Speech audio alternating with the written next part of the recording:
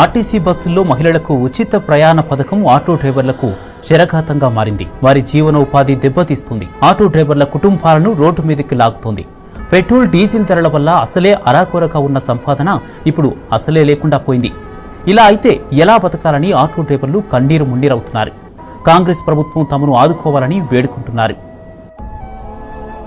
Rent వచ్చి 10,000, auto పిల్లల ఫీజులు వచ్చి 5,000 కట్టుకోవాలి, ఆటో ఫైనాన్స్ వచ్చి 10,000 కట్టుకోవాలి. ఈ ఫ్రీ బస్ తెచ్చిరు చూడు కాంగ్రెస్ వాళ్ళు. ఇప్పుడు రేవంత్ రెడ్డి ప్రభుత్వం, కాంగ్రెస్ ప్రభుత్వం వచ్చింది, ఆటో వాళ్ళు రోడ్డు పాలన పడాల్సిన అవసరం వస్తుంది.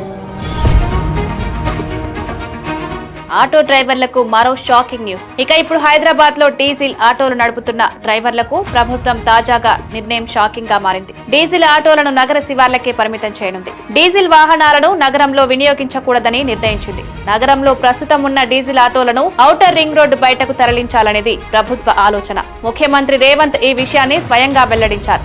అందుకే ఇవాళ నేను మా రవాణా శాఖ మంత్రి గారికి సూచన చేస్తున్నా, ఈ డీజిల్ ఆటోలు అన్నిటిని కూడా ఔటర్ రింగ్ రోడ్ అవతలకి పంపించండి. నిజామాబాద్ లో దారుణం జరిగింది. ఆర్టీసీ ఉచిత బస్సు ప్రయాణంతో పూట గడవక మరో ఆటో డ్రైవర్ కుటుంబం ఆత్మహత్య చేసుకుంది. నిజామాబాద్ కు చెందిన స్వామి ఆటో డ్రైవర్ గా పనిచేస్తున్నాడు. సర్కారు ఫ్రీ బస్సు నాణ్యంతో అతను రోడ్డున పడ్డాడు. దీంతో కుమిలిపోయిన స్వామి తన భార్యతో కలిసి ఆత్మహత్యకు పాల్పడ్డాడు. భార్య భర్తలిద్దరూ ఇంట్లో ఉరివేసుకుని సూసైడ్ చేసుకున్నారు. దంపతులిద్దరూ ఒకేసారి తనువు చాలించడంతో వారి కుమారుడు అనాథగా మారాడు.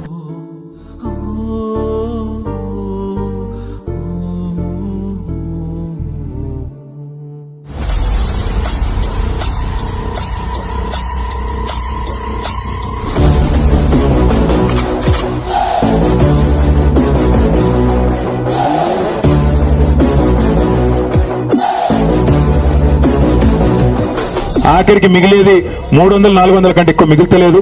చాలా దారుణంగా ఉంది. కొంతమంది అయితే ఈఎంఐలు కూడా కట్టుకునే పరిస్థితి లేక, ఇంటి కిరాయి కట్టే పరిస్థితి లేక, ఫీజులు కట్టే పరిస్థితి లేక ఆఖరికి అయితే ఆటో అమ్ముకునడో లేకపోతే అప్పుల బాధకు ఆత్మహత్య చేసుకునే పరిస్థితి వచ్చిందన్న ఇది వాస్తవం అని చెప్పి ఆ ఇంకన్న చెప్తా ఉన్నాడు. ఇది ఒక ఇంకన్న బాధ కాదు, ఇది ఒక ఇంకన్న బాధ కాదు, ఒక తమ్ముడి బాధ, ఒక అన్న బాధ కాదు.